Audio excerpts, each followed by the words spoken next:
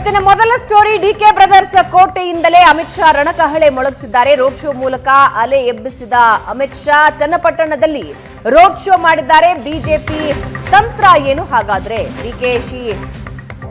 DK ಬ್ರದರ್ಸ್ಗೆ ನಡುಕ ಹುಟ್ಟಿಸ್ತಾ ಈ road show. ದೋಸ್ತಿ ನಾಯಕರ ಶಕ್ತಿ ಪ್ರದರ್ಶನ ವರ್ಕೌಟ್ ಆಗತ್ತಾ? ಬಿಜೆಪಿ ಜೆಡಿಎಸ್ ಕಾರ್ಯಕರ್ತರಿಗೆ ಒಗ್ಗಟ್ಟಿನ ಸಂದೇಶ ಹೋಯ್ತಾ?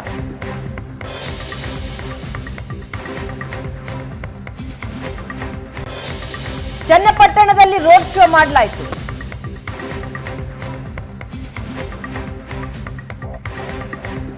ಡಿಕೆ ಬ್ರದರ್ಸ್ ಅಖಾಡದಿಂದಲೇ ಚುನಾವಣಾ ರಣಕಹಳೆ ಮೊಳಗಿಸಿದ್ದಾರೆ ಚುನಾವಣಾ ಚಾಣಕ್ಯ ಅಮಿತ್ ಶಾ.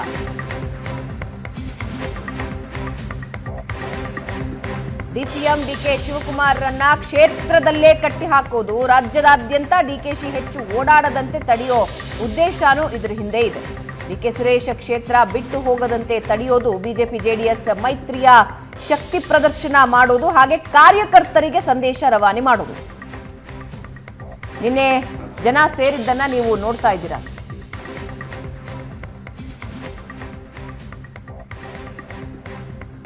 ಚನ್ನಪಟ್ಟಣದ ಸರ್ಕಲ್ನಲ್ಲಿ ಬಿಜೆಪಿಯ ಶಕ್ತಿ ಪ್ರದರ್ಶನ.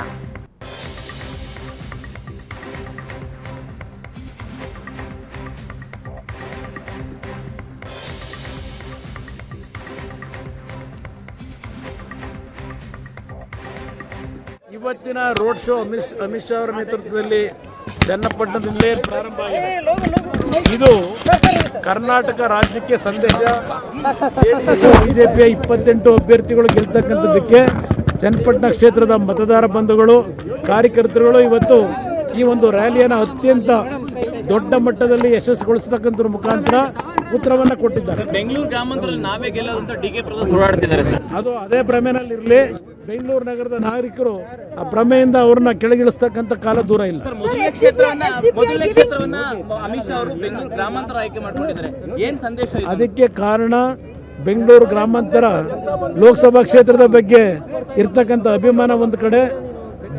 CN ಮಂಜುನಾಥ್ ಅವರು, ಡಾಕ್ಟರ್ ಮಂಜುನಾಥ್ ಅವರೇನಿದ್ದಾರೆ, ಅವರು ಅಮಿತ್ ಶಾಜಿ ಅವರ ಅಭ್ಯರ್ಥಿ, ನರೇಂದ್ರ ಮೋದಿ ಅವರ ಅಭ್ಯರ್ಥಿ. ಆ ಹಿನ್ನೆಲೆಯಲ್ಲಿ ಮೊದಲನೇ ಸಭೆ ಚನ್ನಪಟ್ಟಣದಿಂದ ಪ್ರಾರಂಭ ಮಾಡಿದೆ. ಕಾರ್ಯಕ್ರಮ ಯಶಸ್ಸಾಗಿದೆ.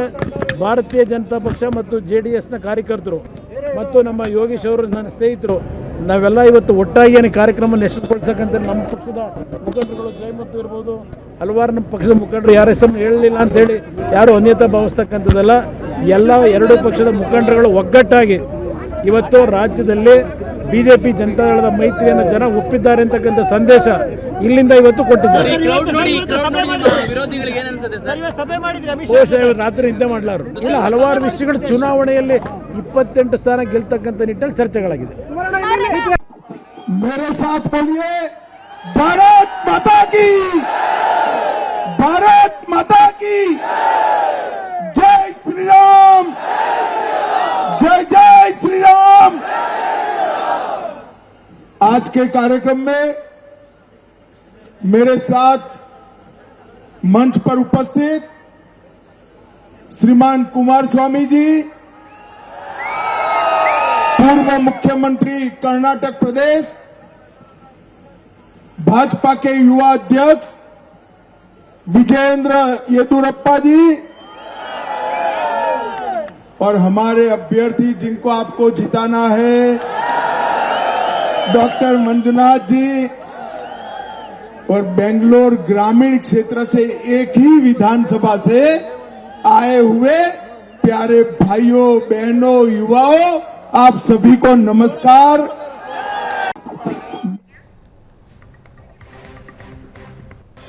ಪ್ರಶಾಂತ್, ಡಿಕೆ ಬ್ರದರ್ಸ್ ಅಖಾಡದಲ್ಲಿ ಅಮಿತ್ ಶಾ ರೋಡ್ ಶೋ ಜೊತೆಗೆ 5 ಲಕ್ಷ ಓಟ್ಗಳ ಅಂತರದಿಂದ ಗೆದ್ದು ಬರ್ತಾರೆ ಅಂತ ಭವಿಷ್ಯ ನುಡಿದಿದ್ದಾರೆ.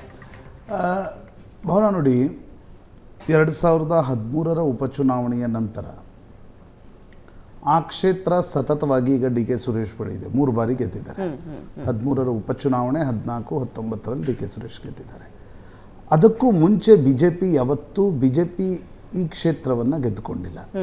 ಅಂದರೆ 2019ರ ಮೋದಿ ಅಲೆಯಲ್ಲೂ ಕೂಡ ಯಾವುದಾದ್ರೂ ಒಂದು ಕ್ಷೇತ್ರವನ್ನು ಕಾಂಗ್ರೆಸ್ ಗೆದ್ದುಕೊಂಡಿದ್ರೆ ಅದು ಬೆಂಗಳೂರು ಗ್ರಾಮಾಂತರ. ಹೌದು. ಹೀಗಾಗಿ ತುಂಬ ಸುಲಭದ ಪರಿಸ್ಥಿತಿ ಇದೆ ಅಂತಕ್ಕಂಥದ್ದು ಎರಡೂ ಪಕ್ಷಗಳಿಗೂ ಈ ಬಾರಿ ಇಲ್ಲ.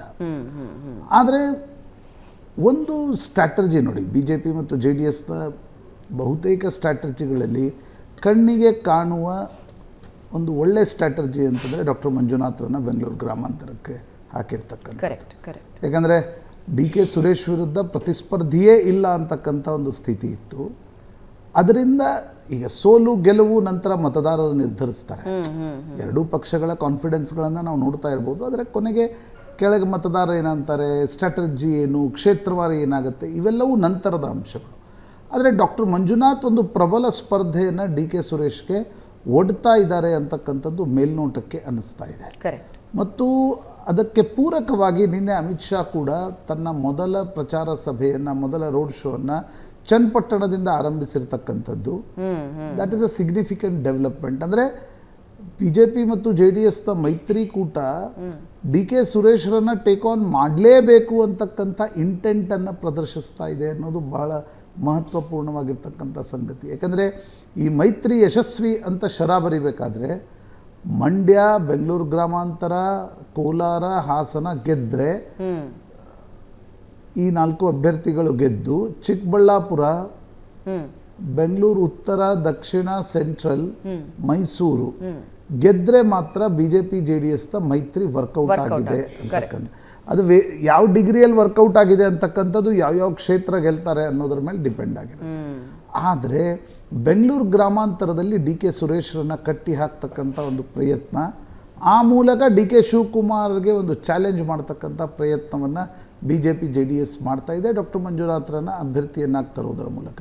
ನಿನ್ನೆ ರೋಡ್ ಶೋದಲ್ಲೂ ಕೂಡ ಸಾಕಷ್ಟು ಜನ ಸೇರಿದರು. ಯಾಕಂದರೆ ನೋಡಿ, ಇಷ್ಟು 3-3.5 ತಿಂಗಳವರೆಗೆ ಏನಾಗಿತ್ತು ಭಾವನಾ ಅಂತಂದರೆ, B J P J D S ಚರ್ಚೆ ಆಗ್ತಾಯಿದೆ. ಕುಮಾರಸ್ವಾಮಿ ಅಮಿತ್ ಶಾ ಮನೆಗೆ ಹೋಗಿದ್ದಾರೆ, ಕುಮಾರಸ್ವಾಮಿ ನಡ್ಡಾ ಮನೆಗೆ ಹೋಗಿದ್ದಾರೆ, ದೇವೇಗೌಡರು ಪ್ರಧಾನಮಂತ್ರಿಗಳನ್ನ ಭೇಟಿ ಆಗ್ತಾ ಇದ್ದಾರೆ, ವಿಜಯೇಂದ್ರ ಹೋಗಿ ಕುಮಾರಸ್ವಾಮಿ ಅವ್ರನ್ನ ಭೇಟಿಯಾದರು. ಇಷ್ಟೇ ಇತ್ತು. ಆನ್ ಗ್ರೌಂಡ್ ಇಬ್ಬರು ನಾಯಕರು ಜೊತೆಗೆ ಎಲ್ಲೂ ಹೋಗಿರಲಿಲ್ಲ. ಮೊನ್ನೆ ಸಮನ್ವಯ ಸಮಿತಿ ದೇವೇಗೌಡರು, ಯಡಿಯೂರಪ್ಪನವರು, Vijayendra, Kumaraswamy, B J P ಎಲ್ಲ ನಾಯಕರು ಒಟ್ಟಾಗಿ ಸೇರಿರ್ತಕ್ಕಂಥ ಮೊದಲ ಸಮನ್ವಯ ಸಮಿತಿ ಸಭೆ ನಡೀತು.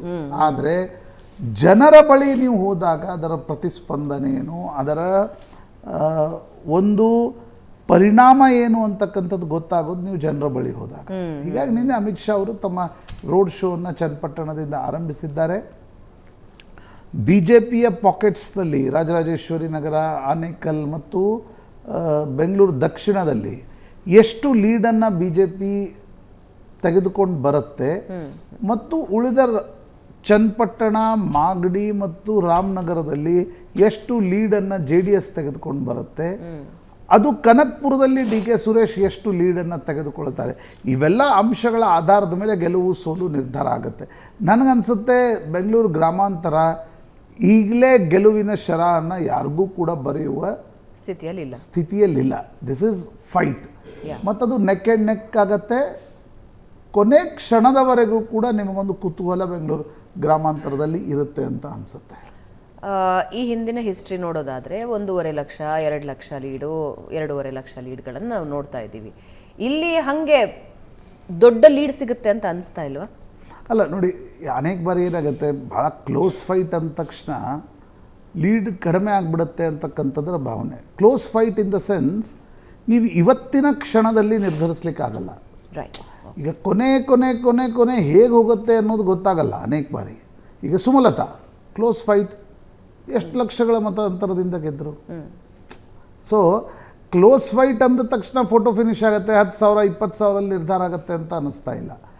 ನಿಮಗೆ ಪರ್ಸೆಪ್ಷನ್ ಹೇಗೆ ಡೆವಲಪ್ ಆಗುತ್ತೆ, ನರೇಟಿವ್ ಹೇಗೆ ಡೆವಲಪ್ ಆಗುತ್ತೆ, ಡಾಕ್ಟರ್ ಮಂಜುನಾಥ್ರ ಬಗ್ಗೆ ಒಂದು ನರೇಟಿವ್, ನರೇಂದ್ರ ಮೋದಿಯ ನರೇಟಿವ್ ಹೇಗೆ ವರ್ಕ್ ಆಗುತ್ತೆ, ಜೊತೆಗೆ ಡಿ ಕೆ ಶಿವಕುಮಾರ್ ಗಟ್ಟಿಯಾಗಿ ರಾಜ್ಯ ರಾಜಕಾರಣದಲ್ಲಿ ಉಳಿಬೇಕಾದ್ರೆ ಡಿ ಕೆ ಸುರೇಶ್ರು ಕೂಡ ಅಲ್ಲಿ ಗೆಲ್ಲಬೇಕು ಅಂತಕ್ಕಂಥ ನರೇಟಿವನ್ನು ಕಾಂಗ್ರೆಸ್ ಹೇಗೆ ಪರ್ಕ್ಯುಲೇಟ್ ಮಾಡುತ್ತೆ, ಇದು ಮುಖ್ಯವಾಗಿರ್ತಕ್ಕಂಥ ಅಂಶಗಳು. ನಾಟ್ ನೆಸೆಸರಿಲಿ ನಾವು ಈ ಕ್ಲೋಸ್ ಫೈಟ್ ಅಂದ ತಕ್ಷಣ ಅದು ಮತಗಳ ರೂಪದಲ್ಲೂ ಕೂಡ ತುಂಬ 5,000 10,000ದಲ್ಲಿ ಅಂತರ ಅಂತ ಆಗಲ್ಲ. ಅನೇಕ ಬಾರಿ ಏನಾಗುತ್ತೆ ಲೋಕಸಭಾ ಚುನಾವಣೆಯಲ್ಲಿ ವಿಧಾನಸಭಾ ಕ್ಷೇತ್ರವಾರು ಲೀಡ್ಗಳು, ಒಂದು ಕ್ಷೇತ್ರದಲ್ಲಿ 80,000 85,000 ಲೀಡ್ ಇರುತ್ತೆ, ಇನ್ನೊಂದು ಕ್ಷೇತ್ರದಲ್ಲಿ 1,000 2,000 ಲೀಡಿಗೆ ಬರುತ್ತೆ. ಅಂದರೆ ಅದು ಅಲ್ಲಿಗೆ ತುಂಬ್ಕೊಂಡ್ಬಿಡುತ್ತೆ. ಸೊ ಅದು ಮುಂದಿನ ದಿನಗಳಲ್ಲಿ ಯಾವ ರೀತಿ ಕ್ಯಾಲ್ಕುಲೇಟ್ ಆಗುತ್ತೆ, ಪರ್ಕ್ಯುಲೇಟ್ ಆಗುತ್ತೆ, ಅದು ಬಹಳ ಮುಖ್ಯ ಅಂತ ಅನಿಸುತ್ತೆ. ಬಟ್ ಅಮಿತ್ ಶಾ ಮೊದಲ ರೋಡ್ ಶೋವನ್ನು ಚನ್ನಪಟ್ಟಣದಿಂದ ಆರಂಭಿಸಿರ್ತಕ್ಕಂಥದ್ದು BJP JDSನ ಇಂಟೆಂಟ್ ತೋರಿಸ್ತಾ ಇದೆ. We are here to take on DK Shivakumar this time ಅಂತಕ್ಕಂಥದ್ದು. ಕಳೆದ ಬಾರಿ ಆರ್ ಅಶೋಕ್ರನ್ನ ಅಮಿತ್ ಶಾರೇ ನಿಲ್ಲಿಸಿದ್ರು. That was not a good strategy. ಅದು ವರ್ಕ್ ಆಗಲಿಲ್ಲ. ಸೋಮಣ್ಣ ಅವರನ್ನ ಸಿದ್ದರಾಮಯ್ಯನವರ ಕ್ಷೇತ್ರದಲ್ಲಿ ಹೋಗಿ ನಿಲ್ಲಿಸಿದ್ರು, ಅದು ಕೂಡ ವರ್ಕ್ ಆಗಲಿಲ್ಲ. ಬಟ್ 2019 ಒಂದು ರಿಸಲ್ಟ್ ಇದೆಯಲ್ಲ ಪ್ರಶಾಂತ್, ಅದೊಂಚೂರು ಇಂಟ್ರೆಸ್ಟಿಂಗ್ ಅಂತ ಅನ್ಸುತ್ತೆ. ಅಶ್ವಥ್ ನಾರಾಯಣ್ ಗೌಡರನ್ನ ನಿಲ್ಲಿಸಿದಾಗ ಕೊನೆಯ ಕ್ಷಣದಲ್ಲಿ 6,17,000 ಮತಗಳನ್ನ ಪಡ್ಕೊಂಡ್ರು. It's not a small. ಅಲ್ಲಿ BJPಯ ವೋಟ್ ಇದೆ, ಆಮೇಲೆ JDS ವೋಟ್ ಇದೆ, JDS ವೋಟು ಇದೆ. ಕಳೆದ ಬಾರಿ ಏನಾಗಿತ್ತು, ಅಶ್ವಥ್ ನಾರಾಯಣ್ ಈಗ DK ಸುರೇಶ್ರಿಗೆ ಅನೇಕ JDSನ ಕಾರ್ಯಕರ್ತರು ಬೆಂಬಲ ವ್ಯಕ್ತಪಡಿಸ್ಲಿಕ್ಕೆ ತಯಾರಿರಲಿಲ್ಲ. ಅವರು BJPಗೆ ಒಳಗಿಂದೊಳಗೆ ಬೆಂಬಲವನ್ನು ಕೊಟ್ಟರು. ಮತ್ತು BJPಯ ವೋಟು ಈ ಅರ್ಬನ್ ಪಾಕೆಟ್ಸ್ನಲ್ಲಿದೆ. ಯಾಕಂದರೆ ನೋಡಿ, ಬೆಂಗಳೂರು ದಕ್ಷಿಣ ಸತತವಾಗಿ BJP ಶಾಸಕರು ಗೆಲ್ತಾ ಇರ್ತಕ್ಕಂಥ ಒಂದು ಕ್ಷೇತ್ರ. ಅಲ್ಲಿ ಒಂದು ದೊಡ್ಡ ಮಟ್ಟದಲ್ಲಿ RR ನಗರಕ್ಕೆ ಮುನಿರತ್ನ ಇದ್ದಾರೆ. ಆ ಕಾರಣ ಮತ್ತು ಲೋಕಸಭಾ ಚುನಾವಣೆಯಲ್ಲಿ ಕಾಂಗ್ರೆಸ್ ಗೆದ್ದಿರುವ ಅರ್ಬನ್ ಪಾಕೆಟ್ಸ್ಗಳಲ್ಲೂ ಕೂಡ BJPಗೆ ಲೀಡ್ ದೊರಕತಕ್ಕಂಥ ಸಾಧ್ಯತೆಗಳು ಜಾಸ್ತಿ ಇರ್ತವೆ. ಅದು ಹೇಗೆ ವರ್ಕ್ ಆಗುತ್ತೆ ಅಂತಕ್ಕಂಥದ್ದು ನೋಡಬೇಕು. ಕಳೆದ ಬಾರಿ ಕಾಂಗ್ರೆಸ್ ಮತ್ತು JDS ಒಟ್ಟಾಗಿ ಹೋಗಿದ್ದು BJPಗೆ ಲಾಭ ಆಗಿತ್ತು. ಆದರೆ ಈ ಬಾರಿ BJP ಮತ್ತು JDS ಒಟ್ಟಿಗೆ ಹೋಗ್ತಾ ಇರೋದು BJPಗೆ ಎಷ್ಟು ಮಟ್ಟಿಗೆ ಲಾಭ ಆಗುತ್ತೆ, JDSಗೆ ಎಷ್ಟು ಮಟ್ಟಿಗೆ ಲಾಭ ಆಗುತ್ತೆ. ಅದಕ್ಕೆ ಡಾಕ್ಟರ್ ಮಂಜುನಾಥರನ್ನ ಅಭ್ಯರ್ಥಿಯನ್ನು ಬೇರೆ ಯಾರನ್ನಾದ್ರೂ ಅಭ್ಯರ್ಥಿ ಹಾಕಿದ್ರೆ JDSನವರು ಇಷ್ಟು ಉತ್ಸಾಹ ತೋರಿಸ್ತಾ ಇರಲಿಲ್ಲ. ರೈಟ್. ಅದು ಅಭ್ಯರ್ಥಿ ಹಾಕಿರೋದೇ BJP ಸಿಂಬಲ್ ಮೇಲಾದರೂ ಕೂಡ JDSನವರು ದೇವೇಗೌಡರ ಅಳಿಯ ಅನ್ನುವ ಕಾರಣಕ್ಕೋಸ್ಕರ ಕೆಲಸ ಮಾಡಲಿ, BJPಯವರು ತಮ್ಮ ಸಿಂಬಲ್ಗೋಸ್ಕರ ಕೆಲಸ ಮಾಡಲಿ ಅನ್ನುವ ಕಾರಣಕ್ಕೋಸ್ಕರವೇ ಡಾಕ್ಟರ್ ಮಂಜುನಾಥರನ್ನ ತಂದು. ಇಲ್ಲ JDS ಕ್ಯಾಂಡಿಡೇಟ್ ಆಗಿದ್ರೆ BJP ಇಷ್ಟು ಉತ್ಸಾಹವನ್ನು ತೋರಿಸ್ತಾ ಇತ್ತು. ಕರೆಕ್ಟ್. ಅದ್ರ ಜೊತೆಗೆ ಮಂಜುನಾಥ್ ಅವರ ವರ್ಚಸ್ಸು ಕೂಡ ಇದೆ. ಬಹಳಷ್ಟು ವರ್ಷಗಳ ಕಾಲ ಜಯದೇವ ಆಸ್ಪತ್ರೆಯಲ್ಲಿ ಹಲವಾರು ರೋಗಿಗಳಿಗೆ ಜೀವನ ಕೊಟ್ಟವರು. ಹಾಗಾಗಿ ಅದೊಂದು ವರ್ಚಸ್ಸು ಕೂಡ ಅವರಿಗೆ ಹೆಲ್ಪ್ ಆಗೋ ಸಾಧ್ಯತೆ ಇದೆ. BJP ನಾಯಕರಿಗೆ ಟೆನ್ಷನ್ ಹೆಚ್ಚಿಸ್ತಾ 4 ಕ್ಷೇತ್ರಗಳು, ಹೈ ರಿಸ್ಕ್ ಕ್ಷೇತ್ರಗಳ ನಾಯಕರ ಜೊತೆ ಅಮಿತ್ ಶಾ ಸಭೆ ನಡೆಸಿದ್ದಾರೆ. ಚಿಕ್ಕಬಳ್ಳಾಪುರ, ತುಮಕೂರು, ಚಿತ್ರದುರ್ಗ, ದಾವಣಗೆರೆ ಕ್ಷೇತ್ರಗಳು ಸದ್ಯಕ್ಕೆ ಟೆನ್ಷನ್ ಕೊಡ್ತಾ ಇರೋ ಕ್ಷೇತ್ರ. 4 ಕ್ಷೇತ್ರಗಳಲ್ಲಿ ಆಂತರಿಕ ಬಂಡಾಯ ಎದುರಿಸ್ತಾ ಇದೆ BJP. ಬಂಡಾಯ ಶಮನದ ಜೊತೆಗೆ ಅಭ್ಯರ್ಥಿಯನ್ನ ಗೆಲ್ಲಿಸೋ ರಣತಂತ್ರ ಹೆಣಿಬೇಕಾಗಿದೆ. ವಿಜೇಂದ್ರ, BSY, ಅಶೋಕ್ ಸೇರಿ ಹಲವರು ಭಾಗಿಯಾಗಿದ್ದಾರೆ. ಇನ್ನು ನಾಯಕರಿಗೆ ಸಂಘಟನಾ ಪಾಠ ಮಾಡಿದ್ದಾರೆ ಅಮಿತ್ ಶಾ. JDS BJP ಒಟ್ಟಾಗಿ ಕೆಲಸ ಮಾಡಿ ಅಂತ ನೀತಿ ಪಾಠ ಹೇಳಿದ್ದಾರೆ. ಆಯಾ ಕ್ಷೇತ್ರದ ನಾಯಕರಿಗೆ ಗೆಲುವಿನ ಗುರಿ ಕೊಟ್ಟಿದ್ದಾರೆ ಅಮಿತ್ ಶಾ.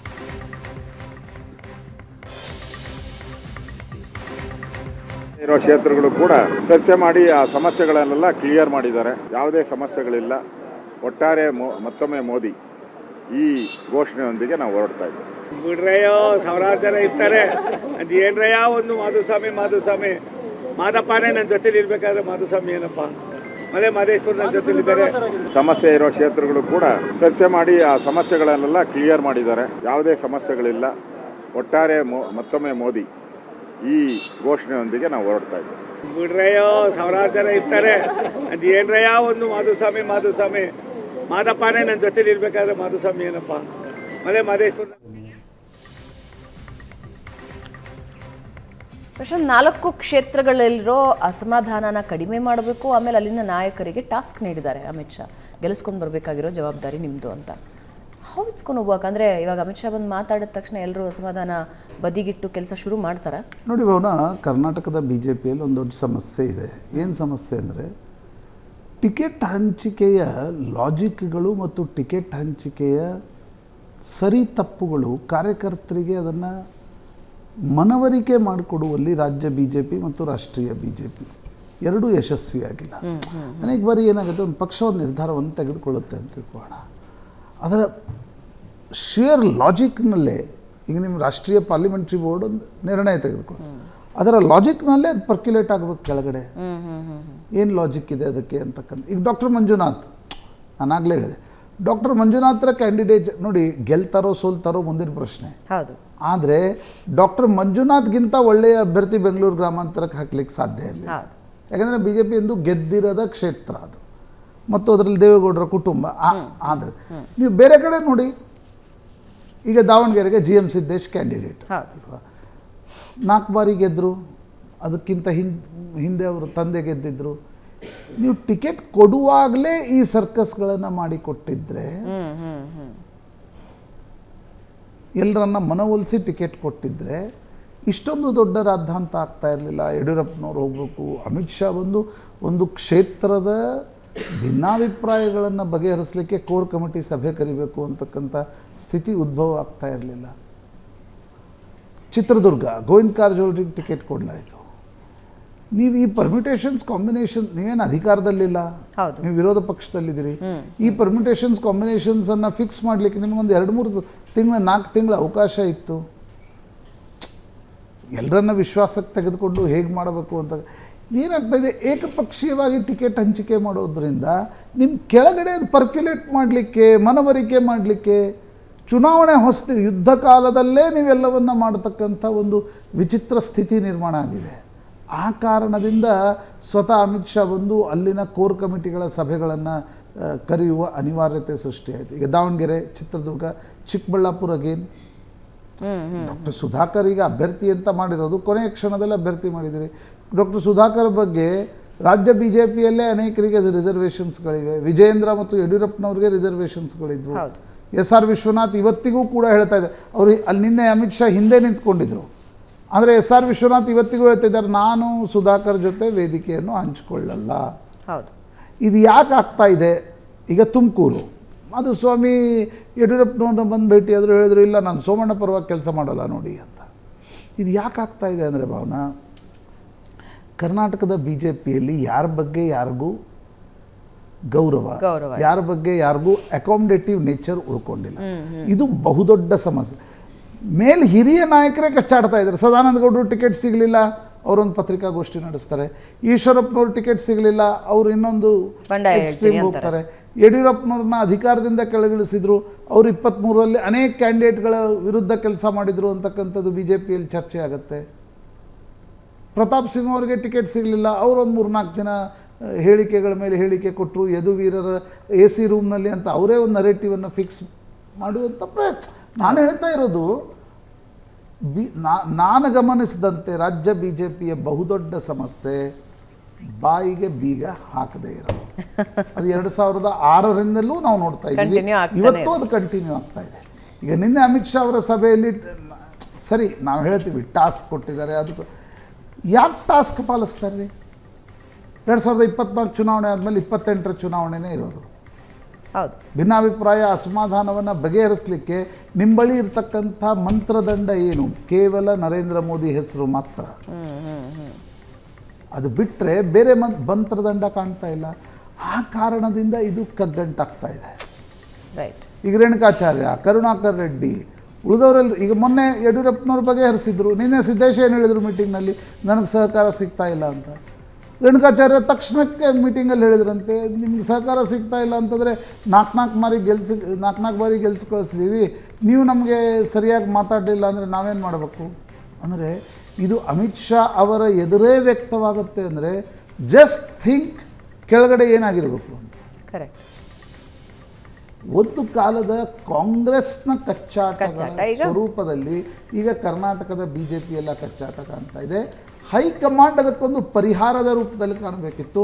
ಹೈಕಮಾಂಡ್ ಕೂಡ ಕೆಲವೊಂದು ಸಲ ಸಮಸ್ಯೆಯ ರೂಪದಲ್ಲಿ ಕಾಣ್ತಾ ಇದೆ. ಅಲ್ಲ, ಹೈಕಮಾಂಡ್ ನಿರ್ಧಾರಗಳೇ ಕೆಲವೊಂದು ಸಮಸ್ಯೆಗಳಿಗೂ ನನಗನ್ಸುತ್ತೆ ಭಾವನಾ, ನನಗನ್ಸುತ್ತೆ ನೋಡಿ, ಒಂದು ವೇಳೆ ಮೋದಿ ವರ್ಕ್ ಆದರೆ ಈ ಎಲ್ಲ ಭಿನ್ನಾಭಿಪ್ರಾಯಗಳ ಹೊರತು ಕ್ಷೇತ್ರ ಗೆದ್ದು ಬಿಡಬಹುದು.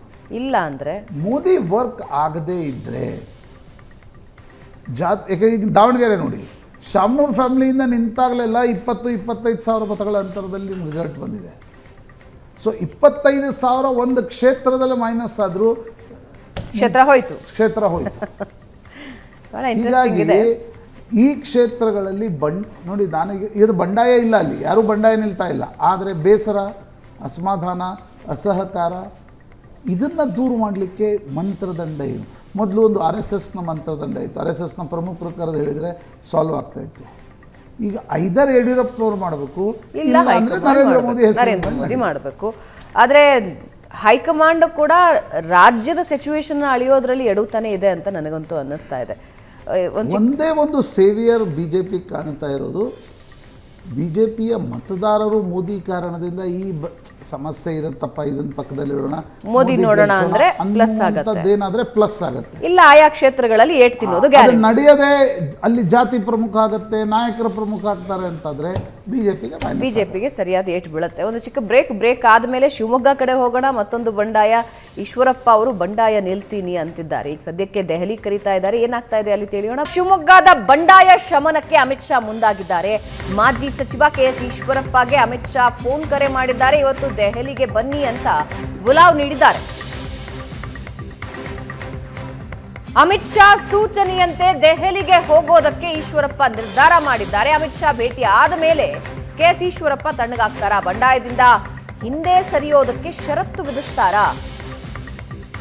ಅಮಿತ್ ಶಾ ಕಾಲ್ ಮಾಡದ ಮೇಲೂ ಕೂಡ ಬಿಜೆಪಿ ವಿರುದ್ಧ ಈಶ್ವರಪ್ಪ ಕಿಡಿಕಾರಿದ್ದಾರೆ. ರಾಜ್ಯಾಧ್ಯಕ್ಷ ಸ್ಥಾನ ಬದಲಾದ್ರೆ ಕಣದಿಂದ ಹಿಂದೆ ನಾನು ಸರಿತೀನಿ, ರಾಜ್ಯ ಬಿಜೆಪಿಯ ಶುದ್ಧೀಕರಣ ಆಗಬೇಕು ಅಂತ ಈಶ್ವರಪ್ಪ ಹೇಳ್ತಾ ಇದ್ದಾರೆ.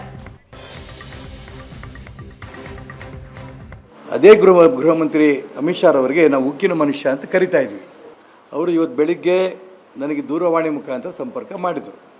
ಹೇಳಿದ್ರು, ನೀವು ಇಷ್ಟೊಂದು ಸೀನಿಯರ್ ಕಾರ್ಯಕರ್ತರಿದ್ದೀರಿ, ಇಷ್ಟು ಸೀನಿಯರ್ ಲೀಡರ್ ನೀವು ಚುನಾವಣೆಗೆ ಸ್ಪರ್ಧೆ ಮಾಡ್ತಾ ಇರೋದು ಆಶ್ಚರ್ಯ ಆಗಿದೆ, ಯಾಕೆ ಅಂತ ಹೇಳಿದ್ರು. ಸ್ಪಷ್ಟವಾಗಿ ಅವ್ರು ಹೇಳಿದ್ದೀನಿ, ಕರ್ನಾಟಕ ರಾಜ್ಯದಲ್ಲಿ ಒಂದು ಕುಟುಂಬದ ಕೈಯಲ್ಲಿ ಪಕ್ಷ ಇದೆ, ಅದೇ ರೀತಿ ಕರ್ನಾಟಕ ರಾಜ್ಯದಲ್ಲೂ ಕೂಡ ಭಾರತೀಯ ಜನತಾ ಪಾರ್ಟಿನಲ್ಲಿ ಕಾಂಗ್ರೆಸ್ ಸಂಸ್ಕೃತಿ ಬೆಳೀತಾ ಇದೆ. ಅಪ್ಪ ಮಕ್ಕಳ ಕೈಯಲ್ಲಿ ಪಕ್ಷ ಹೋಗಿರೋದು ತುಂಬ ಅನ್ಯಾಯ. ಇಡೀ ರಾಜ್ಯದಿಂದ ನನಗೆ ಫೋನ್ಗಳು ಬರ್ತಾ ಇದ್ದಾವೆ, ಒಬ್ಬರಿಗೂ ಕೊಡಲಿಲ್ಲ, ಯಾವ ನ್ಯಾಯ? ನೀವು ವಾಪಸ್ ತಗೊಳ್ಳಿ, ಚುನಾವಣೆ ಸ್ಪರ್ಧೆ ಮಾಡೋಕ್ಕೆ ಹೋಗಬೇಡಿ, ನೀವೇನೇನು ಅಪೇಕ್ಷೆ ಪಟ್ಟಿದ್ರು ಅದೆಲ್ಲವೂ ಕೂಡ ಮುಂದೆ ಮಾಡೋಣ ಅಂತಂದರು. ನಾಳೆ ದಿನ ದೆಹಲಿ ಬರಬೇಕು, ನಿಮ್ಮ ಹತ್ರ ನಾನು ಮಾತಾಡ್ತೀನಿ ಅಂತ ಹೇಳಿದರು. ನಾನು ನಿಮ್ಮ ದೊಡ್ಡವರಿದ್ದೀರಿ, ನಾನು ಖಂಡಿತ ದೆಹಲಿ ಬರ್ತೀನಿ, ಯಾವ ಕಾರಣಕ್ಕೂ ಕೂಡ ಚುನಾವಣೆಯಲ್ಲಿ ನಾನು ನಿಲ್ಲೋನೆ, ಮತ್ತಿದನ್ನು ಹೇಳ್ತೀನಿ. ನಾಳೆ ಬೆಳಗ್ಗೆನೇ ರಾಜ್ಯ ಅಧ್ಯಕ್ಷರ ಬದಲಾವಣೆ ಮಾಡಿದ್ರೆ ನಾನು ಚುನಾವಣೆಗೆ ನಿಲ್ಲಲ್ಲ. ನನ್ನ ಉದ್ದೇಶ ಪಕ್ಷ ಸರಿ ಆಗಬೇಕು. ನಾಳೆ ಅವಾಗೇನಾಗುತ್ತೆ, ಇಡೀ ಕರ್ನಾಟಕ ರಾಜ್ಯದಲ್ಲಿ ಕುಟುಂಬದ ರಾಜಕಾರಣದಿಂದ ಒಂದು ಭಾರತೀಯ ಜನತಾ ಪಾರ್ಟಿ ಮುಕ್ತ ಮಾಡೋ ದಿಕ್ಕಿನಲ್ಲಿ ಈಶ್ವರಪ್ಪ ಚುನಾವಣೆ ನಿಂತಿದ್ದಕ್ಕೋಸ್ಕರನೇ ಒಬ್ಬ ರಾಜ್ಯಾಧ್ಯಕ್ಷ ಒಂದೇ ಕುಟುಂಬದವನು ಅವ್ರು ತಗೋದ್ರು ಅನ್ನೋಂಥ ಒಂದು ಮೆಸೇಜ್ ಇದೆಯಲ್ಲ. ನಮ್ಮ ಮನೆಗೆ ರಾಜ್ಯದ ಭಾರತೀಯ ಜನತಾ ಪಾರ್ಟಿ ಸಂಘಟನಾ ಪ್ರಧಾನ ಕಾರ್ಯದರ್ಶಿ ರಾಜೇಶ್ ಜಿ ಬಂದಿದ್ದರು, ಪ್ರಚಾರಕರು. ನಾನು ಅವ್ರ ಕಾಲಿ ಬಿದ್ದೆ. ಸಂಘಕ್ಕೆ ನನ್ನ ಜೀವನದಲ್ಲಿ ಸೂಚನೆ ಮೀರಿಲ್ಲ, ಮೊದಲನೇ ಬಾರಿ ಸೂಚನೆ ಮೀರ್ತಾ ಇದ್ದೀನಿ, ದಯವಿಟ್ಟು ಕ್ಷಮಿಸಿ ಅಂತ ಹೇಳ್ಬಿಟ್ಟು ಬಂದಿದ್ದೀನಿ. ಅಲ್ಲರೇ ಅಮಿತ್ ಶಾ ಹತ್ರ ಬಂದ್ಮೇಲೆ ಇನ್ನೇಗೆ ಯಡಿಯೂರಪ್ಪ ಹೋಗ್ಲಿ, ರಂಗಂತ ಹೋಗಿ ಬಂದ್ಮೇಲೆ ಸಿಂಗಂತ ಕೆಲಸ ಏನು?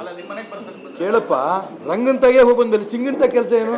ನಮ್ಮ ಮನೆ ಬರಲಿ, ಯಾಕೆ 10 ವರ್ಷ ನನ್ನ ಮನೆಗೆ ಗೊತ್ತಿರಲಿಲ್ಲ ಅವ್ರಿಗೆ?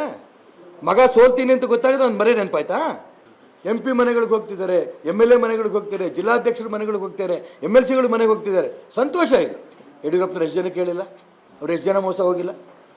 ನಿನಗೆ MLA ಮಾಡ್ತೀನಿ ಅಂತ ಎಷ್ಟು ಜನ ಕೇಳಿಲ್ಲ? MP ಮಾಡ್ತೀನಿ ಅಂತ ಎಷ್ಟು ಜನ ಕೇಳಿಲ್ಲ? ಅದಕ್ಕೆ ನಾನು ಹೇಳ್ತಿರೋದು, ಯಡಿಯೂರಪ್ಪ ನಂಬಿಕೆಗೆ ಅರ್ಹ ವ್ಯಕ್ತಿ ಅಲ್ಲ, ಮೋಸಗಾರ. ಈ ಸ್ಪಷ್ಟವಾಗಿ ಹೇಳ್ತೀನಿ. ಪಕ್ಷ ಶುದ್ಧೀಕರಣ ಆಗಬೇಕು ಅಂತ ಅವರೆಲ್ಲರದ್ದು ಅಪೇಕ್ಷೆ ಇದೆ. ಪ್ರಶಾಂತ್, ಈಶ್ವರಪ್ಪ ಅವರು ತಣ್ಣಗಾಗ್ತಾರಾ ಅನ್ನೋದು, ತಣ್ಣಗಾಗಬೇಕು ಅನ್ನೋದಾದರೆ ಹೈಕಮಾಂಡ್ನಿಂದ ಅವ್ರಿಗೆ ಸಿಗಬಹುದಾದ ಭರವಸೆ ಏನು? ನೋಡಿ, ಇದರಲ್ಲಿ ಹೈಕಮಾಂಡ್ ಮೊದಲ ತಪ್ಪನ್ನು ಮಾಡಿದೆ ಅಂತ ನನಗನ್ಸುತ್ತೆ. ಹೈಕಮಾಂಡ್ ಇರಲಿ, BJP ಒಟ್ಟು ನಾಯಕತ್ವ. ನೀವು ಈಶ್ವರಪ್ಪನವರಿಗೆ ಹಾವೇರಿ ಟಿಕೆಟ್ ಕೊಡೋಕ್ಕಾಗಲ್ಲ ಅನ್ನೋದು ಗೊತ್ತಿತ್ತು, ಎಲ್ರಿಗೂ ಗೊತ್ತಿತ್ತು, ಕ್ಯಾಲ್ಕುಲೇಷನ್ ಆಧಾರದ ಮೇಲೆ ಗೊತ್ತಿತ್ತು. ಹಾಗಿರುವಾಗ ನೀವು ಈಶ್ವರಪ್ಪನವ್ರನ್ನ ಎಲ್ಲೋ ಚುನಾವಣೆಗಿಂತ ಮುಂಚೆ ಅಕಾಮಡೇಟ್ ಮಾಡುವ ಪ್ರಯತ್ನ ಮಾಡ್ಬೋದಿತ್ತು. ಕೊನೆ ಕ್ಷಣದವರೆಗೆ ಅವರಿಗೆ ಟಿಕೆಟ್ ನೀಡದೆ ಅವರು ಬಂಡಾಯ ಹೇಳ್ತಾರೆ ಅನ್ನುವ ಸ್ಥಿತಿ. ಯಾಕಂದರೆ 2023ರಲ್ಲಿ ಈಶ್ವರಪ್ಪನವರು ಬಂಡಾಯ ಎದ್ದಿರಲಿಲ್ಲ, ಹೇಳಿದ ತಕ್ಷಣ. ಹೀಗಾಗಿ ಅವ್ರಿಗೆ ಈಗ ಅನ್ನಿಸ್ತು, ಈಗ ನಾನು ಈಗೇನೂ ಮಾತನಾಡದೇ ಇದ್ದರೆ ನನಗೂ ನನ್ನ ಮಗನಿಗೆ ಏನೂ ಈ ಪಾರ್ಟಿಯಲ್ಲಿ ಸಿಗಲ್ಲ. ಅವರೊಂದು ಹೊಸ ಒಂದು ಇಲ್ಲ ಪರಿವಾರವಾದ ಅಂತಕ್ಕಂಥದ್ದು ಎತ್ತಾ ಇದ್ದಾರೆ. ಅವರು ತಮ್ಮ ಮಗನಿಗೆ ಟಿಕೆಟ್ ಕೇಳಿರೋದು. ಆದರೆ ನೋಡಿ, ಪೊಲಿಟಿಕಲ್ ಪಾರ್ಟಿಗಳಲ್ಲಿ ಅಕಾಮಡೇಷನ್ ಇಸ್ ವೆರಿ ಇಂಪಾರ್ಟೆಂಟ್. ಅಂದರೆ ಇವರನ್ನಿಲ್ಲಿ ಅಂತ ಮಾಡಬೇಕಾಗತ್ತೆ. ನೀವು ಇಲ್ಲ ಇವರು ಬೇಕಾದ ಮಾಡ್ಕೊಳ್ಳಿ, ನೀವು ಬೇಕಾದ ಮಾಡ್ಕೊಳ್ರಿ.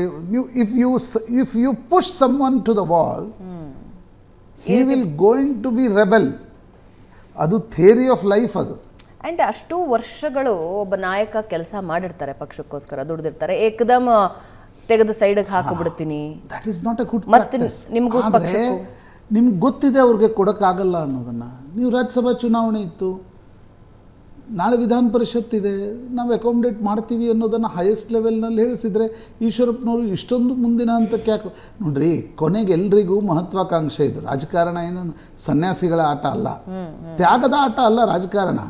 ತ್ಯಾಗ ನೀವು ಹೇಳಬಹುದು, ಆದರೆ ಕೊನೆಗೆ ಮಹತ್ವಾಕಾಂಕ್ಷೆಗಳು, ನಿಮಗೇನು ಪವರ್ ಸಿಗುತ್ತೆ ಬದುಕಿರೋವರೆಗೂ ಇರುತ್ತೆ, ನಿಶ್ಚಿತವಾಗಿರುತ್ತೆ.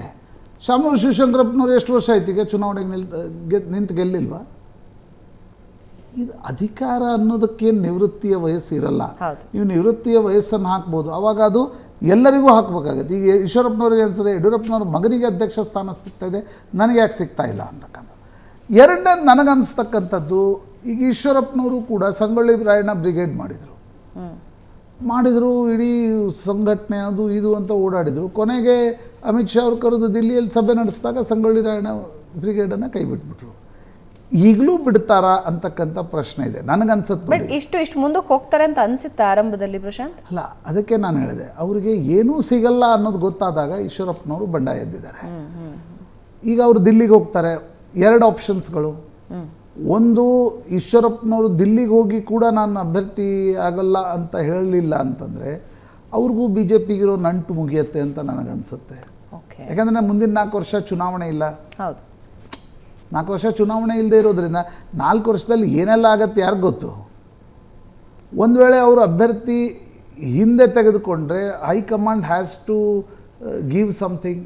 ಅವ್ರ ಮಗನಿಗೆ ಏನೋ ಕೊಡ್ತೀವಿ, ವಿಧಾನ ಪರಿಷತ್ತಲ್ಲಿ ಕೊಡ್ತೀವಿ ಅನ್ನೋದನ್ನು ಅವ್ರೇನು ಬಯಸ್ತಾ ಇದ್ದಾರೆ, ಹೈಯೆಸ್ಟ್ ಲೆವೆಲಿಂದ ನನಗೆ ಭರವಸೆ ಬರಲಿ ಅಂತಕ್ಕಂಥದ್ದನ್ನು ಬಯಸ್ತಾ ಇದ್ದಾರೆ. ಅದು ಸಾಧ್ಯ ಆಗುತ್ತಾ ಅಂತಕ್ಕಂಥದ್ದು ಪ್ರಶ್ನೆ. ಬಟ್ ನನಗೆ ಇವತ್ತಿಗೂ ಅನ್ಸೋದು ಭಾವನಾ, ಪೊಲಿಟಿಕಲಿ ಇವತ್ತೇನು ಈಶ್ವರಪ್ಪನವರು ಬಂಡ ಎದ್ದಿದ್ದಾರೆ, ಇದರಲ್ಲಿ ಏನು ಭಾಳ ಸಿಗಲ್ಲ. ಅವ್ರದ್ದೇ ಕ್ಷೇತ್ರವನ್ನು ಬಿಟ್ಟು ಕೊಡುವಾಗ ಈಶ್ವರಪ್ಪನವರು ಸದ್ದು ಮಾಡಿದರೆ ಅವರ ಮಗನಿಗೆ ಟಿಕೆಟ್ ಅಕಾಮಿಡೇಟ್ ಆಗ್ತಾ ಇತ್ತು. ಅವರೇನು ಮಾಡಿದರು, ತನ್ನ ಕ್ಷೇತ್ರವನ್ನು ಬಿಟ್ಟು ಹಾವೇರಿಗೆ ಕೊಡಿ, ಅಲ್ಲಿ ಕೊಡಿ, ಇಲ್ಲಿ ಕೊಡಿ ಅಂತ ಕೇಳಿದಾಗ ಅಕಾಮಿಡೇಟ್ ಮಾಡಲಿಕ್ಕೆ ಸಾಧ್ಯ ಇಲ್ಲದ ಸ್ಥಿತಿ ನಿರ್ಮಾಣ ಆಗಿತ್ತು. ನನಗೆ ಇವತ್ತಿಗೂ ಅನಿಸೋದು, ಈಶ್ವರಪ್ಪನವರು ಅಂದರೆ ಬಂಡಾಯ ಹೇಳೋದೇ ನಿಮ್ಮ ಮನಸ್ಸಲ್ಲಿದ್ದರೆ 23ರಲ್ಲಿ ಎದ್ದಿದ್ರೆ ನಿಮ್ಗೇನಾದರೂ ಸಿಗ್ತದೆ.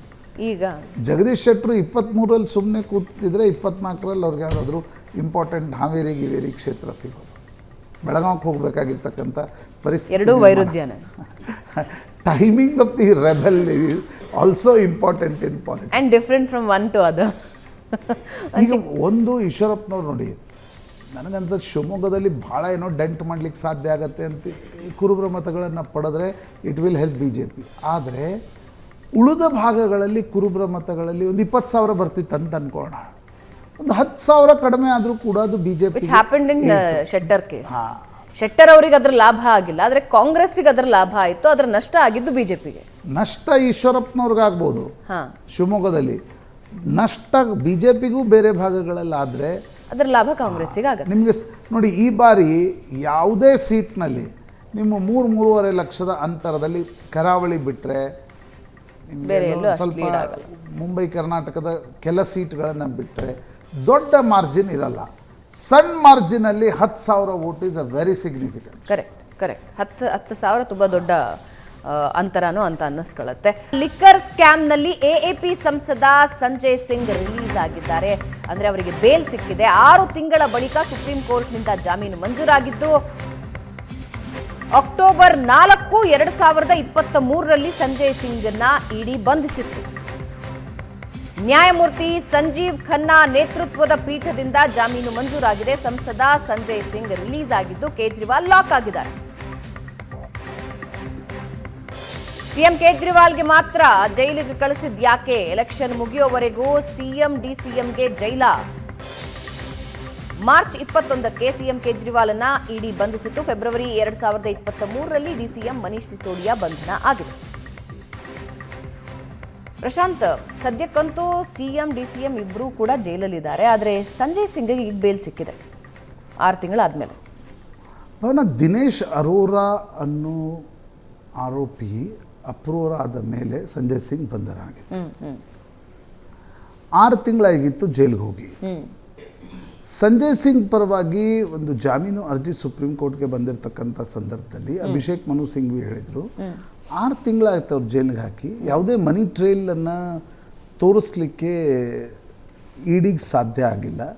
ಹೀಗಾಗಿ this is a fit case for a bail ಅಂತಕ್ಕಂಥದ್ದನ್ನು ನಿನ್ನೆ ಸುಪ್ರೀಂ ಕೋರ್ಟ್ ಗಮನಕ್ಕೆ ತಂದಾಗ ಇಡಿ ಪರ ವಕೀಲರನ್ನು additional solicitor general S V Raju ಅವರನ್ನು ಸುಪ್ರೀಂ ಕೋರ್ಟ್ ಪೀಠ ಕರೆಸ್ಕೊಳ್ತು. ಸಂಜಯ್ ಸಿಂಗ್ ಅವರಿಗೆ ಬೇಲ್ ಕೊಡಬೇಕಾ ಅಂದರೆ ಈಗ PMLA ಆ್ಯಕ್ಟ್ನ ಸೆಕ್ಷನ್ 45 ಪ್ರಕಾರ ನಿಮ್ಗೆ ಮನಿ ಟ್ರೇಲ್ ಇರದೇ ಹೋದರೆ ಆ ಕೇಸ್ ಬೇಲ್ ಕೊಡಲಿಕ್ಕೆ ಯೋಗ್ಯವೋ ಹೌದೋ ಅಲ್ವೋ ಅಂತಕ್ಕಂಥದ್ದು ಮೆರಿಟ್ ಆಫ್ ದ ಕೇಸ್ನ ಆಧಾರದ ಮೇಲೆ ನಿರ್ಣಯ ಮಾಡಬೇಕು. ಆಗ ಎಸ್ ವಿ ರಾಜು ನಂತರ ಕೋರ್ಟಿಗೆ ಬಂದು ಹೇಳಿದರು, ಇಲ್ಲ ಈ ಪ್ರಕರಣದಲ್ಲಿ ನಮಗೆ ಬೇಲ್ ಕೊಡಲಿಕ್ಕೆ ಯಾವುದೇ ರೀತಿಯಾಗಿರ್ತಕ್ಕಂಥ ಅಡ್ಡಿ ಆತಂಕಗಳಿಲ್ಲ, ಆದರೆ ಮೆರಿಟ್ಸ್ ಆಫ್ ದ ಕೇಸ್ನ ಆಧಾರದ ಮೇಲಲ್ಲ. 6 ತಿಂಗಳಾಗಿದೆ ನಮಗೆ, ಅಂದರೆ ಇನ್ನೂ ಅವರನ್ನು ಜೈಲಿನಲ್ಲೇ ಇಡಬೇಕು ಅಂತಕ್ಕಂಥ ಕಾರಣಗಳು ಇಲ್ಲ. ಸಂಜಯ್ ಸಿಂಗ್ ಏನು ಅಧಿಕಾರದಲ್ಲಿಲ್ಲ, ರಾಜ್ಯಸಭಾ ಸದಸ್ಯರದು, ಅದರ ಅಧಿಕಾರದಲ್ಲಿಲ್ಲ. ಹೀಗಾಗಿ ಅವರಿಗೆ ಜಾಮೀನು ಕೊಡಬಹುದು ಅಂತಕ್ಕಂಥದ್ದನ್ನು ಹೇಳಿದಾಗ ನಿನ್ನೆ ಸುಪ್ರೀಂ ಕೋರ್ಟ್ ಅವ್ರಿಗೆ ಜಾಮೀನನ್ನು ಕೊಟ್ಟಿದೆ. ಆದರೆ ಮೆರಿಟ್ ಆಫ್ ದ ಕೇಸ್ ಬಗ್ಗೆ ನಾವು ಯಾವುದೇ ರೀತಿಯ ಉಲ್ಲೇಖ ಮಾಡ್ತಾ ಇಲ್ಲ ಅಂತಕ್ಕಂಥದ್ದನ್ನು ಕೂಡ ಸ್ಪಷ್ಟವಾಗಿ ಹೇಳಿದೆ. ಹೀಗಾಗಿ ಸಂಜಯ್ ಸಿಂಗ್ರಿಗೆ ಈಗ ಸತ್ಯೇಂದ್ರ ಜೈನ್, ಮನೀಶ್ ಸಿಸೋಡಿಯಾ, ಸಂಜಯ್ ಸಿಂಗ್ ಎಲ್ಲರೂ ಒಳಗಿದ್ದರು. ಅರವಿಂದ್ ಕೇಜ್ರಿವಾಲ್ರನ್ನು ಕೂಡ ಜುಡಿಷಿಯಲ್ ಕಸ್ಟಡಿ ಕೊಡಲಾಗಿದೆ. ಅಂಥ ಸಂದರ್ಭದಲ್ಲಿ ಸಂಜಯ್ ಸಿಂಗ್ರಿಗೆ ಸಿಕ್ಕಿರ್ತಕ್ಕಂಥ ಬೇಲು ಆಮ್ ಆದ್ಮಿ ಪಕ್ಷಕ್ಕೆ ಬಂದಿರತಕ್ಕಂಥ ಮೊದಲ ಒಳ್ಳೆಯ ಸುದ್ದಿಯ ರೂಪದಲ್ಲಿ ನೋಡಲಾಗ್ತಾ ಇದೆ. ಸಂಜಯ್ ಸಿಂಗ್ ಹೊರಗಡೆ ಬಂದು ಏನು ಹೇಳ್ತಾರೆ, ಯಾವ ಕಾರಣಕ್ಕೆ ಅವ್ರಿಗೆ ಬೇಲ್ ಕೊಡಲಾಯಿತು ಅಂತಕ್ಕಂಥದ್ದು, ಒತ್ತಡ, ಇವೆಲ್ಲವೂ ಪ್ರಾಯಶಃ ಸಂಜಯ್ ಸಿಂಗ್ ಹೊರಗಡೆ ಬಂದು ಮತ್ತು ಅವ್ರಿಗೆ ಪೊಲಿಟಿಕಲ್ ಆ್ಯಕ್ಟಿವಿಟಿಯನ್ನು ಮಾಡಲಿಕ್ಕೆ ಯಾವುದೇ ರೀತಿಯಾಗಿರ್ತಕ್ಕಂಥ ಅಡ್ಡಿ ಆತಂಕಗಳು ಇಲ್ಲ ಅನ್ನೋದನ್ನು ಕೂಡ ಸುಪ್ರೀಂ ಕೋರ್ಟ್ ಸ್ಪಷ್ಟವಾಗಿ ಹೇಳಿದೆ. ಇನ್ನೊಂದು ಕಡೆ ಅರವಿಂದ್ ಕೇಜ್ರಿವಾಲ್ರನ್ನು 15 ದಿನಗಳ ಕಾಲ ಜುಡಿಷಿಯಲ್ ಕಸ್ಟಡಿ ಕೊಡಲಾಗಿದೆ. ಮನೀಶ್ ಸಿಸೋಡಿಯಾ ಅಂತರೂ 1 ವರ್ಷದಿಂದ ಒಳಗಡೆ ಇದ್ದಾರೆ. ಹೀಗಾಗಿ ಸಂಜಯ್ ಸಿಂಗ್ರಿಗೆ ಬೇಲ್ ಕೊಟ್ಟಿರ್ತಕ್ಕಂಥದ್ದು, ಸುಪ್ರೀಂ ಕೋರ್ಟ್ ಕೊಟ್ಟಿರ್ತಕ್ಕಂಥದ್ದು ಒಂದು ಸಿಗ್ನಿಫಿಕೆಂಟ್ ಡೆವಲಪ್ಮೆಂಟ್ ಈ ಲಿಕ್ಕರ್ ಸ್ಕ್ಯಾಮ್ ಕೇಸ್ನಲ್ಲಿ ಅಂತ ಅನಿಸುತ್ತೆ. ಒಂದು ತೂತು ಬೇಮೆ ನಡೀತಾನೆ ಇದೆ ಆಡಳಿತ ಪಕ್ಷ ಮತ್ತು ವಿರೋಧ ಪಕ್ಷಗಳ ನಡುವೆ. ಮೊನ್ನೆ ಅಷ್ಟೇ ರಾಮಲೀಲಾ ಮೈದಾನದಲ್ಲಿ INDI ಒಕ್ಕೂಟದ ಬೃಹತ್ ಸಭೆ ನಡೀತು. ಇನ್ನೊಂದು ಕಡೆ ಈಗ 15 ದಿನ ಜುಡಿಷಿಯಲ್ ಕಸ್ಟಡಿಯಲ್ಲಿ ಕೊಟ್ಟಾಗ ಅರವಿಂದ್ ಕೇಜ್ರಿವಾಲ್ ಜೈಲಿನಿಂದಲೇ ಮುಖ್ಯಮಂತ್ರಿ ಆಡಳಿತವನ್ನು ನಡೆಸ್ತಾ ಇದ್ದಾರೆ. ಇದು ಎಷ್ಟು ದಿನ ನಡೆಯುತ್ತೆ, ಹೇಗೆ ನಡೆಯುತ್ತೆ, ಏನಾಗುತ್ತೆ ಅನ್ನೋದು ಒಂದು ಕುತೂಹಲದ ಪ್ರಶ್ನೆ ಜೊತೆಗೆ ಆಮ್ ಆದ್ಮಿ ಪಕ್ಷದ ಅಸ್ತಿತ್ವದ ಪ್ರಶ್ನೆ ಕೂಡ ಬರುತ್ತೆ. ಎಷ್ಟು ದಿನ ಕೇಜ್ರಿವಾಲ್ ಜೈಲಿನಲ್ಲಿರ್ತಾರೋ, ಒಂದು ಆಮ್ ಆದ್ಮಿ ಪಕ್ಷದ ರಿಸಾಲ್ವ್ ಗಟ್ಟಿ ಆಗ್ಬೋದು, ಇಲ್ಲ ಆಮ್ ಆದ್ಮಿ ಪಕ್ಷವೇ ಒಡಿಬೋದು. ಎರಡೂ ಸಾಧ್ಯತೆಗಳನ್ನು ಯಾರೂ ತಳ್ಳಿ ಹಾಕುವಂತಿಲ್ಲ. ರಣರಣ ಮಂಡ್ಯದಲ್ಲಿ ಇವತ್ತು ಸುಮಲತಾ ರಾಜಕೀಯ ಭವಿಷ್ಯ ನಿರ್ಧಾರ ಏನು ಅನ್ನೋದನ್ನ ಪ್ರಕಟ ಮಾಡ್ತಾರೆ. ಮಂಡ್ಯದಲ್ಲಿ ರಾಜಕೀಯ ನಿರ್ಧಾರ ಪ್ರಕಟಿಸ್ತಾರೆ. ಮಂಡ್ಯ ಸಂಸದೆ ಬೆಳಗ್ಗೆ 10 ಗಂಟೆಗೆ ಮಂಡ್ಯದ ಕಾಳಿಕಾಂಬಾಗೆ ಪೂಜೆ ಸಲ್ಲಿಸ್ತಾರೆ. ಪೂಜೆ ಆದ ಮೇಲೆ ದೇವಸ್ಥಾನದ ಆವರಣದಲ್ಲೇ ನಿರ್ಧಾರ ಪ್ರಕಟ ಆಗುತ್ತೆ. ಮೈತ್ರಿ ಅಭ್ಯರ್ಥಿಗೆ ಬೆಂಬಲ ಕೊಡ್ತಾರಾ, ಸ್ವತಂತ್ರ ಸ್ಪರ್ಧೆ ಮಾಡ್ತಾರಾ, ಏನಾಗುತ್ತೆ ಸಂಸದೆ ಸುಮಲತಾ ಮುಂದಿನ ರಾಜಕೀಯ ನಡೆ? ನಿರ್ಧಾರ ಪ್ರಕಟಿಸೋದ್ರ ಬಗ್ಗೆ ಫೇಸ್ಬುಕ್ನಲ್ಲಿ ಈಗಾಗಲೇ ಪೋಸ್ಟ್ ಹಾಕಿದ್ರು. ದರ್ಶನ್, ಅಭಿಷೇಕ್ ಸೇರಿ ಹಲವರು ಇರ್ತಾರೆ. ನನ್ನ ನಿರ್ಧಾರ ಹೇಳ್ತೀನಿ ಅಂತ ಸಂಸದೆ ಹೇಳಿದ್ದಾರೆ.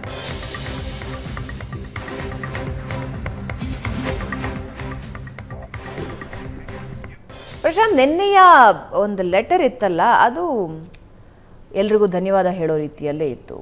ಸುಮಲತಾ ಅವರ ಇವತ್ತಿನ ನಿರ್ಧಾರದ ಬಗ್ಗೆ ನನಗನ್ಸುತ್ತೆ ನೋಡಿ, ಸ್ವತಂತ್ರ ಅಭ್ಯರ್ಥಿಯಾಗಿ ಸ್ಪರ್ಧೆ ಮಾಡೋದೇ ಇದ್ದರೆ ಅವರು ವಿಜೇಂದ್ರ ಮತ್ತು ಕುಮಾರಸ್ವಾಮಿ ಅವ್ರನ್ನ ಭೇಟಿ ಆಗ್ತಾ ಇರಲಿಲ್ಲ, ನನ್ನ ಅನಿಸಿಕೆ ಪ್ರಕಾರ.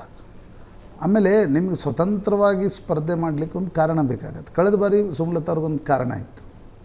ಆಮೇಲೆ ರೇವಣ್ಣ ಟೀಕೆಗಳ ನಂತರವಂತರೂ ಸುಮಲತಾ ಅವರಿಗೆ ಜನರಿಂದಲೇ ಒಂದು ಪ್ರೀತಿ ದೊರಕ್ತಾ ಹೋಯಿತು.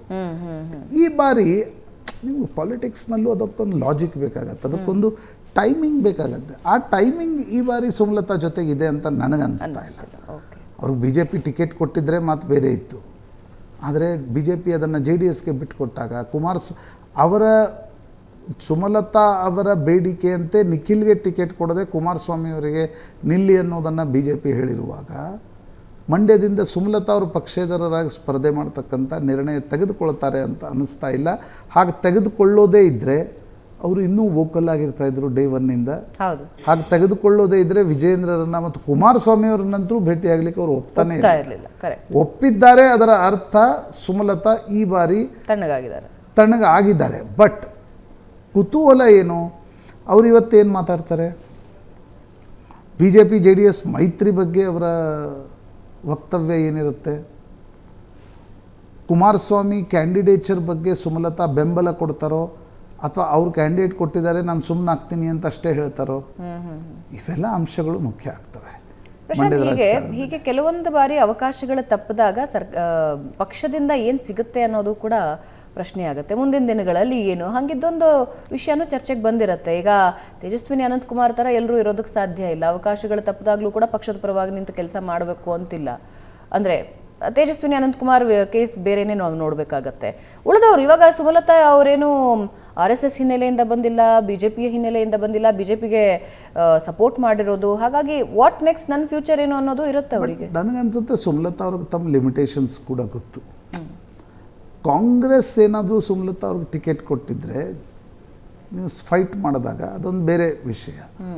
ಕಾಂಗ್ರೆಸ್ ಕೂಡ ನಿಮ್ಗೆ ಟಿಕೆಟ್ ಕೊಡದೆ BJP JDSನ ಮೈತ್ರಿಯಾಗಿ ಕುಮಾರಸ್ವಾಮಿಯಲ್ಲಿ ಅಭ್ಯರ್ಥಿ ಆದಾಗ ನೀವು ಪಕ್ಷೇತರರಾಗಿ ಸ್ಪರ್ಧಿಸಿ ಸಾಧಿಸ್ತೀರೇನು ಅನ್ನೋ ಪ್ರಶ್ನೆ ಬರುತ್ತೆ. ಅಲ್ಲ, ಉಳ್ಕೊಂಡಿದ್ದಕ್ಕೆ ಅವ್ರಿಗೆ ಸಿಗೋದೇನು ಅನ್ನೋದು ಪ್ರಶ್ನೆ ಆಗುತ್ತೆ. ನೋಡಿ, ಅನೇಕ ಬಾರಿ ಏನಾಗುತ್ತೆ, ಈಗ ಸುಮಲತಾ ಅವ್ರು ಹೋಗಿ ಏನು ವಿಧಾನ ಪರಿಷತ್ತು ಕೊಡಿ ನಾನು ಇಲ್ಲಿ ನಿಲ್ಲಲ್ಲ ಅಂತ ಹೇಳುವ ಜಾಯಮಾನದವರು ಅಂತ ನನಗೆ ಅನಿಸಲ್ಲ. ಓಕೆ, ಅಂದರೆ ಸುಮಲತಾ ಇಲ್ಲ, ನನಗೆ ಏನಕ್ಕೇನೋ ಅಧಿಕಾರ ಬೇಕಿದ್ರೆ ಅವರು ಮೈಸೂರು ಬೆಂಗಳೂರು ಉತ್ತರ ಕೊಡ್ಲಿಕ್ಕೆ BJP ತುದಿಗಾಲ ಮೇಲೆ ನಿಂತಿತ್ತು. ಸುಮಲತಾ ಹೇಳಿದ್ರು ನಾನು ಮಂಡ್ಯ ಬಿಟ್ಟು ಹೋಗಲ್ಲ ಅಂತಕ್ಕಂಥದ್ದು. ಹೀಗಾಗಿ ಏನೋ ನಾಳೆ ಅಕಾಮಿಡೇಷನ್ ಮಾಡ್ತೀವಿ, ನಾಳೆ ನಿಮ್ಗೆ ಏನೋ ಒಂದು ಸಣ್ಣ ಪೋಸ್ಟನ್ನು ಕೊಟ್ಬಿಡ್ತೀವಿ, ನೀವು ಸುಮ್ಮನಾಗ್ಬಿಡಿ ಅಂತ ಹೇಳಿದರೆ ಸುಮಲತಾ ಸುಮ್ಮನಾಗೋ ಜಾಯಮಾನದವರು ಅಂತ ನನಗೆ ಅನ್ಸುತ್ತೆ. ಆದರೆ ಲಾರ್ಜರ್ ಪಿಕ್ಚರಲ್ಲಿ, ಲಾರ್ಜರ್ ಸ್ಕೀಮ್ ಆಫ್ ಥಿಂಗ್ಸಲ್ಲಿ BJP JDS ಮೈತ್ರಿ ಒಂದು ಕಡೆ ಆದಾಗ, ಇನ್ನೊಂದು ಕಡೆ ಕಾಂಗ್ರೆಸ್ ಅವರನ್ನು ತೆಗೆದುಕೊಳ್ಳಲಿಕ್ಕೆ ರೆಡಿ ಆಗದೇ ಇರತಕ್ಕಂಥ ಸಂದರ್ಭದಲ್ಲಿ ಪಕ್ಷೇತರರಾಗಿ ಹೋಗಿ ಪೊಲಿಟಿಕಲ್ ಒಂದು ರೀತಿಯ ಪೀಕ್, ಅಂದರೆ ಆ ಪೊಲಿಟಿಕಲ್ ಪೀಕ್ ನಿಮ್ಗೆ ಬೇಕು. ಕಳೆದ ಬಾರಿ 19ರಲ್ಲಿ ನಿಮ್ಗೆ ಅದಿತ್ತು, 24ರಲ್ಲಿ ಅದಿಲ್ಲ.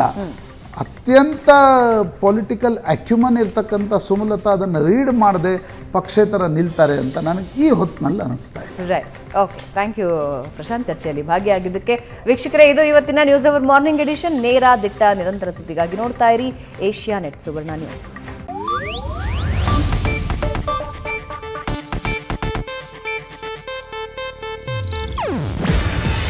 ಇದು ಏಷ್ಯಾನೆಟ್ ನ್ಯೂಸ್ ನೆಟ್ವರ್ಕ್ ಪ್ರಸ್ತುತಿ.